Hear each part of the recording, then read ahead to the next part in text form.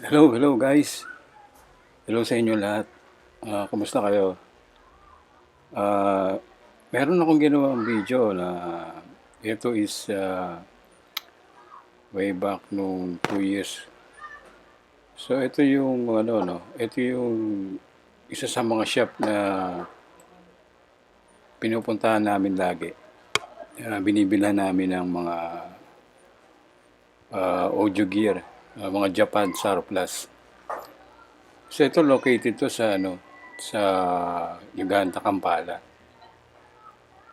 So every week pumapasyal kami diyan eh. Tumitingin-tingin kami ng mga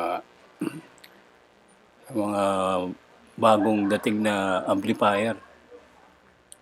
So ito ang dami. Marami siyang ano ngayon eh. Marami siyang bagong unit ngayon diyan eh. Tinitingnan namin kung ano yung mga magagandang dumating. So ito ang may-ari nito is uh, African. So ano siya? Uh, Local na Ugandan. So nakikipag-bargaining kami kung magkano yung mga unit niya. So mostly iba magagandang unit niya eh. Meron kami nagtitsempohan na na buo pa. Saka yung walang damage. Meron naman yung may mga issue.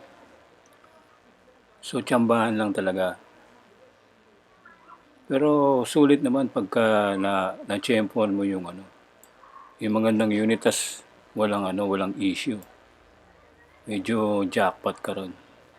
So ngayon yung mga nakita namin, halo-halo, meron kami nakita dito, yan, Pioneer na DVD. Tapos yung nasa ibabaw niyan, ano yan, clock timer. So marami pang iba eh, yan o. May mga amplifier pa siya. Tsaka mga tape deck, Yamaha, ayan, Denon.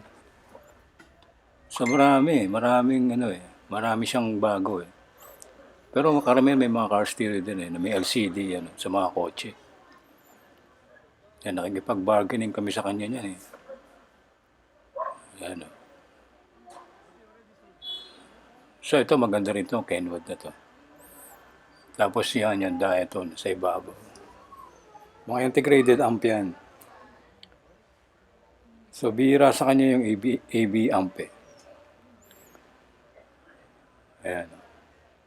So meron din siyang Onkyo. Ayan. Tapos Yamaha. Ayan o. Tapos nakabili nga pala ako sa kanya ng 2 unit. Ang nabili ko sa kanya is Pioneer na DVD. Medyo hi-fi. So yung nabili ko sa kanyang DVD unit na 2. So sa kasamaang palad, parehas sira. Parehas may issue. Yung isa, kumbaga, yung isa ayaw mag-play. Tapos yung isa naman nagre-read. Nagre-read siya pero kumbaga ang piniplay niya by region.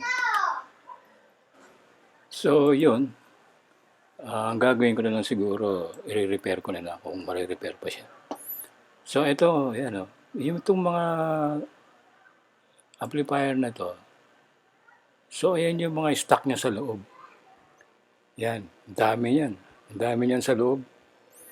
So mga nakatambak yan doon. So ayan yung mga pinagpipilian namin. So napakaraming pagpipilian doon sa loob ng mga stock. Yung mga stock niya. So halo-halo na yan. May mga AV amps, may mga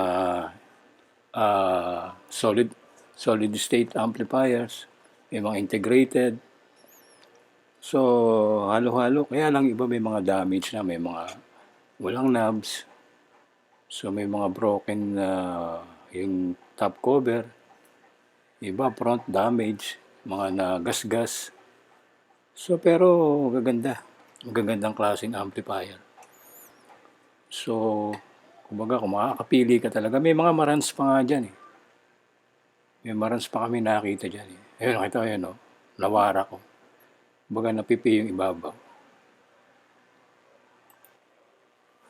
So, okay guys. Hanggang dito na lang muna ulit sa aking video, no? Uh, of course, please continue watching my YouTube channel and don't forget to subscribe and like my YouTube channel. So, okay guys. Okay guys, have a nice day. Thanks for watching. Thank you and bye-bye.